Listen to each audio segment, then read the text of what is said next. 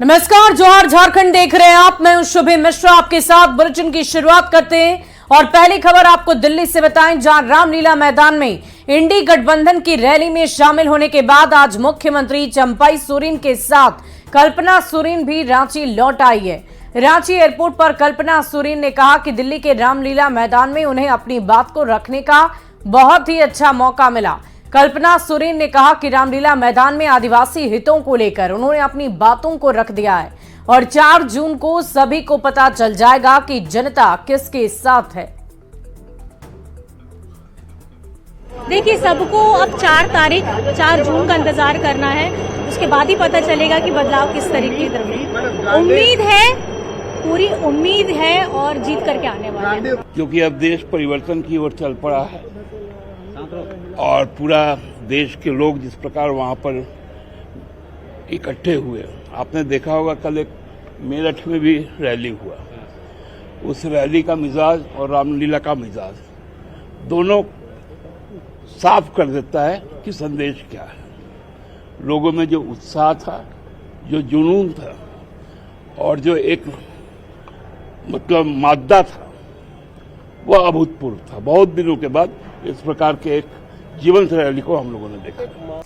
और आरजेडी ने एक बार फिर पलामू और चतरा लोकसभा सीट पर दावा ठोका है। रांची में प्रेस कॉन्फ्रेंस में आरजेडी के प्रदेश अध्यक्ष संजय सिंह यादव और श्रम मंत्री सत्यानंद भोक्ता ने कहा कि पलामू और चतरा में आरजेडी के पास जनाधार है और पार्टी का एक एक कार्यकर्ता चुनाव लड़ने की तैयारी कर रहा है और इसीलिए गठबंधन के सहयोगी दल जल्द से जल्द इस पर फैसला लें।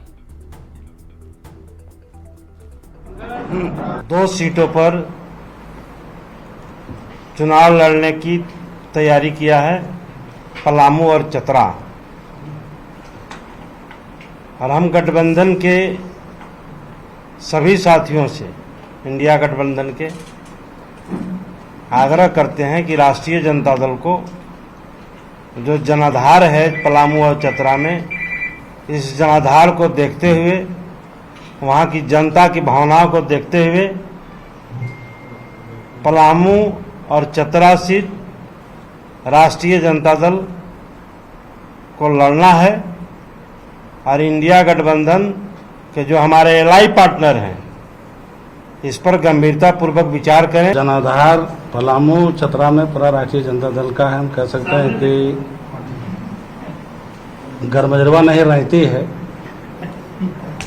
दोनों सीट राष्ट्रीय जनता दल का हक बनता है और हम लोग लड़ेंगे भी, जीतेंगे भी। और हम लोग आग्रह कर रहे हैं इंडिया गठबंधन के माननीय मुख्यमंत्री महोदय से भी, माननीय संसदीय कार्य मंत्री माननीय आलमगीर आलम साहब से भी आग्रह किया कि हम लोग का इधर जनाधार है, बॉर्डर का जिला है, लोकसभा है, हम लोग लगातार जीते भी हैं, इसलिए मौका दिया जाए।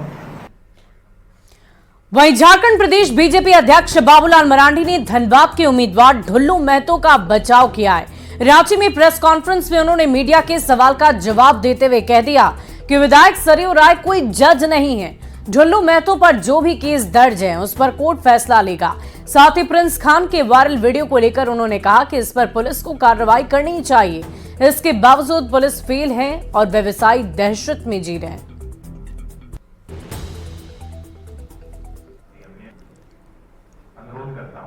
यार केस है उनके ऊपर, लेकिन उसका मामला कोर्ट देख रही है। उसके राय जी तो कोई जज नहीं है ना। अरे सजा दिया है, किसी में भी अगर 2 साल से अधिक सजा होती तब तो फिर चुनाव लड़ने के काबिल ही नहीं होते, फिर प्रश्न कहाँ उठता। तो ये राय जी अच्छी तरह से जानते हैं इस बात को। हमने कहा कि हमारे प्रत्याशी ने लिख करके दिया है थाना को, इसकी जांच होनी चाहिए। और प्रिंस खान आज से नहीं, पहले से, मैंने खुद डीजीपी से बात किया है पहले, आज की बात मैं नहीं कर रहा हूं। जब धनबाद में हत्या होने लगी और मैं धनबाद में गया था मीटिंग करने, और इसके बाद मैंने उनसे बात किया था डीजीपी को, ये क्या हो रहा है। डीजीपी ने कहा कि सर वो विदेश में रहते। हमने कहा कि भाई उनके जो गुर्गे हैं यहाँ, जो लोग उनका टेलीफोन रिसीव कर रहे हैं, उन 4 लोगों को पकड़ करके अब ठोक दीजिए डंडे से। अब इसके बाद कोई अपराधी फिर उनका कोई मोबाइल नहीं उठाएगा। वहीं लोकसभा चुनाव को लेकर बीजेपी तैयारियों को अंतिम धार देने में लगी है। बात अगर गुमला की कर ले तो यहां बीजेपी की ओर से बूथ स्तरीय विधानसभा प्रवास अभियान की शुरुआत कर दी गई है, जिसमें मुख्य रूप से लोहरदगा सांसद सुदर्शन भगत, पूर्व विधायक कमलेश राव और जिला अध्यक्ष शिव प्रसाद साहू शामिल हुए।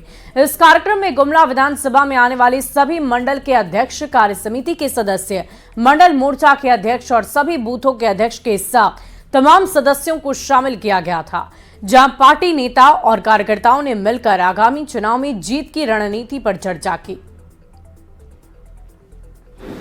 हम पार्टी की जीत को सुनिश्चित कर सकें, इस दृष्टिकोण से आज सभी स्तर के पार्टी के विधानसभा क्षेत्र के सभी स्तर के पदाधिकारी आज इस कार्यक्रम में उपस्थित हैं। हम उसके साथ हम चिंतन मनन और पिछले कई दिनों से जो हमारे कार्यक्रम चल रहे हैं उन कार्यक्रमों की हम विशेष रूप से हम समीक्षा लेंगे। वहीं खूंटी के बीजेपी विधायक नीलकंठ सिंह मुंडा ने कांग्रेस पर जोरदार हमला बोला है। सिमडेगा में बीजेपी कार्यकर्ताओं की बैठक में उन्होंने कहा कि कांग्रेस जब केंद्रीय एजेंसियां भ्रष्टाचार पर कार्रवाई करती है तो कांग्रेस अपनी गलतियां छिपाने के लिए सड़क पर ही उतर आती है, पर कांग्रेस के सारे आरोप बेबुनियाद और झूठे हैं।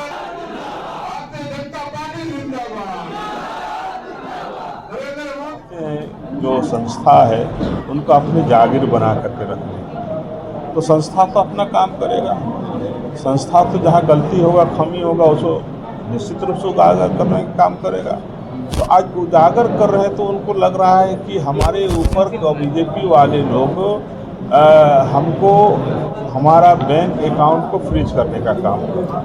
खबर खूंटी से आपको बताएं, जहां बीजेपी विधायक नीलकंठ सिंह मुंडा मीडिया के सवाल पर बिफर पड़े। सिमडेगा में मीडिया ने उनसे जब पूछा कि खूंटी विधानसभा में पिछले चुनाव में बीजेपी प्रत्याशी अर्जुन मुंडा क्यों पिछड़ गए, तो इसका जवाब देने की बजाय वो मीडिया पर ही भड़क गए। प्रधानमंत्री तो निश्चित रूप से विधायक है, जनप्रतिनिधि है, अगर सांसद पीछे रहते हैं तो निश्चित रूप से हम विधायक हैं, उसमें दो मत किंतु परंतु कहाँ है। लेकिन हमारे सांसद बने, कहीं आगे रहिए। क्या कारण होता है खूंटी में पीछे हो जाते हैं? खूंटी में ही नहीं, बहुत सी जगह हम लोग आगे भी रहे हैं, उसको भी आप नहीं बोल रहे हैं। कल पीछे वाले की बात कर रहे हैं, आगे है उसको आप क्यों नहीं बोल रहे हैं? नहीं, आप आगे वाले की बात क्यों नहीं करते? आगे वाला की बात बतलाइए तो हम लोग निश्चित रूप से करेंगे। खबर बोकारो से, जहां बीजेपी के मंडल अध्यक्ष और पदाधिकारियों की बैठक में लोकसभा चुनाव की रणनीति पर मंथन किया गया है। इस मौके पर मोदी सरकार के कामकाज के आधार पर बोकारो की जनता से बीजेपी उम्मीदवार को समर्थन देने की अपील की गई। साथ ही हर बूथ पर 25-25 कार्यकर्ताओं की टोली बनाई गई। कार्य योजना की तैयारी हेतु इस स्तर की बैठक बुलाई गई है, उसी में कार्य योजना पर चर्चा हमने किया है। आगे की कार्य योजना पर देखिए, पार्टी एक तो निरंतर जो है अपनी पार्टी कार्य योजना के माध्यम से जनता और लोगों के बीच में रहती है, और अब आम चुनाव भी, तो चुनाव के दृष्टिकोण से अब कार्य योजना में बदलाव, चुनाव के दृष्टि से कार्य योजना बनाना, उसी निमित्त ये बैठक है और उसके लिए बुलाए, उसी की योजना बन। और बीजेपी विधायक अनंत ओझा ने पार्टी कार्यकर्ताओं को जीत का मंत्र दिया। पाकुड़ के हिरणपुर में बीजेपी कार्यकर्ताओं की बैठक हुई। इस मौके पर राजमहल लोकसभा के प्रभारी और बीजेपी विधायक अनंत ओझा ने कार्यकर्ताओं का हौसला बढ़ाया और 400 से ज्यादा सीट जीतकर केंद्र में फिर बीजेपी की सरकार बनाने का ऐलान कर दिया। देश के यशस्वी प्रधानमंत्री नरेंद्र भाई मोदी जी जो दुनिया के सबसे बड़े नेता है, उन्होंने जो संकल्प दिया है, अब की बार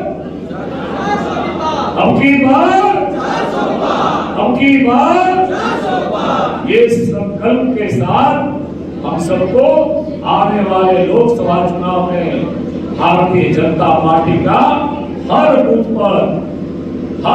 पर कमल का निशान देख करके और फिर एक बार। हजारीबाग के कांग्रेस कार्यालय में इंडी गठबंधन की ओर से प्रेस कॉन्फ्रेंस आयोजित की गई, जिसमें गठबंधन के सभी दल के नेता शामिल हुए। इस दौरान कांग्रेस विधायक कुमार शंकर अकेला और हजारीबाग से कांग्रेस के लोकसभा प्रत्याशी जेपी पटेल भी कार्यक्रम में शामिल हुए, जहां सभी ने एक सुर में केंद्र की बीजेपी सरकार पर जमकर हमला बोला और आगामी चुनाव में कांग्रेस की जीत का दावा करते हुए कहा कि ये लड़ाई लोकतंत्र को बचाने की लड़ाई है। जेपी पटेल ने भी हजारीबाग से कांग्रेस की जीत का दावा किया। यहाँ लड़ाई है लोकतंत्र बचाने की, पहली बात बता देता हूँ। यहाँ लड़ाई है संविधान बचाने की। जब लोकतंत्र बचेगा तब विकास की बात करेंगे, जब तक लोकतंत्र नहीं बचेगा तो विकास की क्या होगा। यहाँ तो इस बात की लड़ाई है। आइए लड़ाई हम लोग पूरे देश में लड़ेंगे लोकतंत्र बचाने की। तैयारी यहाँ की जनता पहले से तैयार है और जनता ने स्पष्ट रूप से माना है कि इस बार हजारीबाग में बीजेपी नहीं, बीजेपी के जगह जेपी होना चाहिए।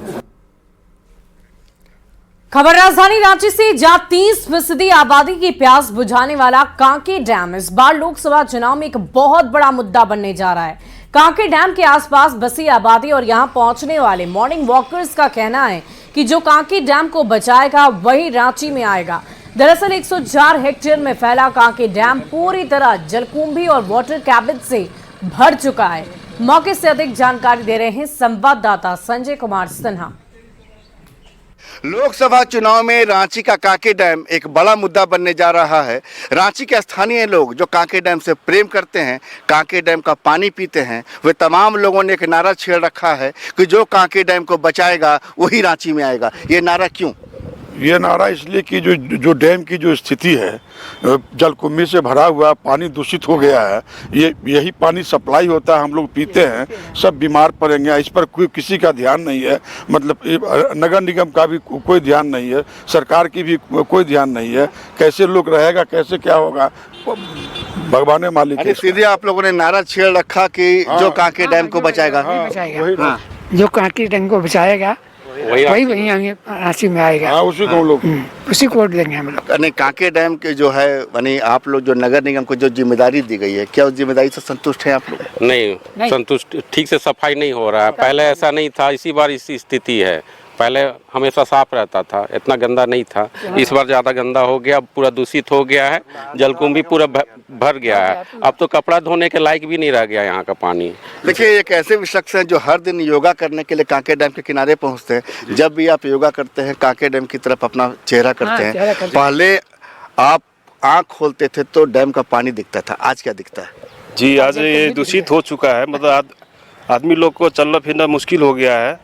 पानी के सामने क्या जलकुंभी दिखता है? जी, आज अभी तो पूरा भर गया है, तो लगता है कि बंजर हो गया है, तो ऐसा लगती है। देखिए, हम आपको बता दें कि रांची का कांके डैम 104 हेक्टेयर में फैला है और 104 हेक्टेयर में आधे से ज़्यादा में जलकुंभी और वाटर कैबेज जिसको कहा जाता है, ये जलीय पौधा भरा हुआ है और ये पानी में ऑक्सीजन की मात्रा को काफ़ी कम करता है, लिहाजा पानी दूषित भी होता है। और जब यहाँ बगल में जो कांके डैम है, यहाँ लगातार जो है पानी को फिल्टर करने की जो प्रक्रिया चलती है, वो जो भी लोग आसपास से गुजरते हैं उनका कहना है कि पानी अब जो फिल्टर करने की जो प्रक्रिया है उससे भी अब दुर्गंध आने लगी है। लिहाजा लोग ये मांग कर रहे हैं कि जो रांची में कांके डैम को बचाएगा वही रांची में आएगा। संजय कुमार सिन्हा, न्यूज़ 18, रांची।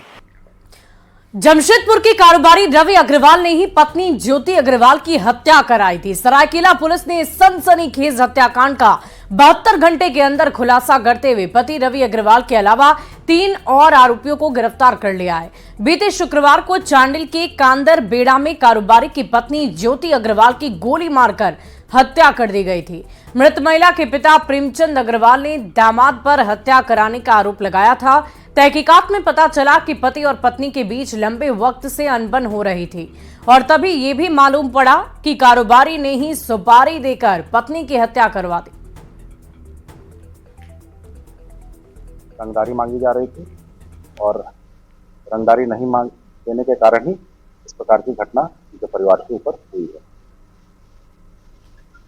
हम लोगों ने फिर मृतका के पिता जो है वो हमारे पास कांटेक्ट किए, वो हमारे पास आए और उन्होंने बताया कि उनको संभावना लगती है कि रवि अग्रवाल के द्वारा ही अपनी पत्नी की हत्या कराई गई है, क्योंकि पिछले 2-2.5 सालों से उनका संबंध काफी खराब चल रहा था और इससे पहले भी कई बार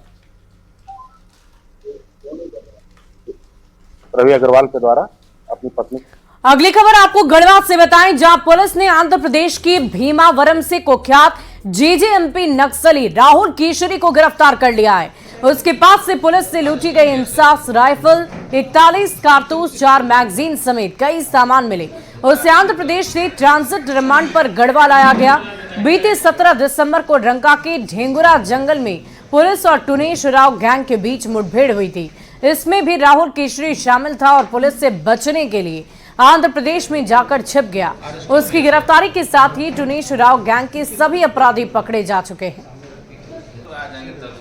जेजेएमपी में जो कि यहाँ अपना एक संगठन को खड़ा करने का और विस्तार करने की कोशिश कर रहे थे। लगातार आप लोग भी जानते हैं कि लोग संवेदकों को भी धमकी दे रहे थे, कई जगह इन्होंने घटना भी किया है। तो 5 लोग थे, 5 लोग गिरफ्तार हो चुके हैं और कुल मिलाकर के काफ़ी मात्रा में इनके पास से अब तक हथियार और गोली बरामद की गई है, जिसमें AK-47 और इंसास जैसे ऑटोमेटिक राइफल भी। और अगली खबर आपको बोकारो से बताएं, जहां बालीडी इंडस्ट्रियल एरिया में पुलिस ने अवैध विदेशी शराब फैक्ट्री का भंडाफोड़ कर दिया था, जिसमें लगभग 1.5 करोड़ की शराब और शराब बनाने वाली मशीन को जब्त किया गया।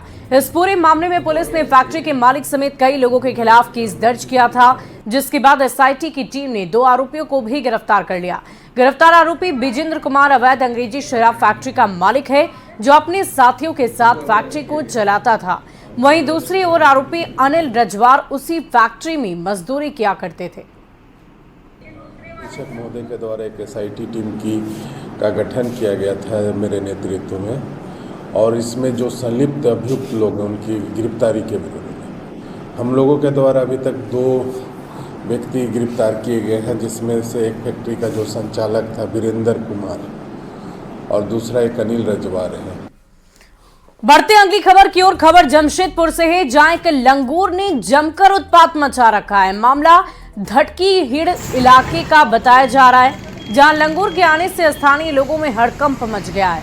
लंगूर एक स्कूल में जा घुसा, जिसके बाद छात्रों में चीख पुकार मच गई।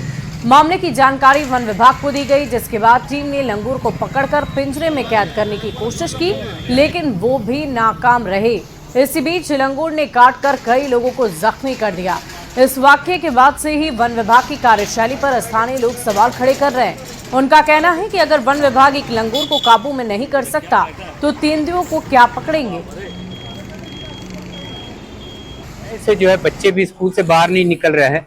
वन विभाग की गाड़ी आई है, पदाधिकारी आए हैं, ये लोग तो प्रशिक्षित है ही नहीं। पहली बात है, क्या चीज का है, लोग पेमेंट ले रहा है, लोग को एक बंदर को पकड़ने का लोग को लूर ढंग नहीं है, तो से परेशान कर रहा है।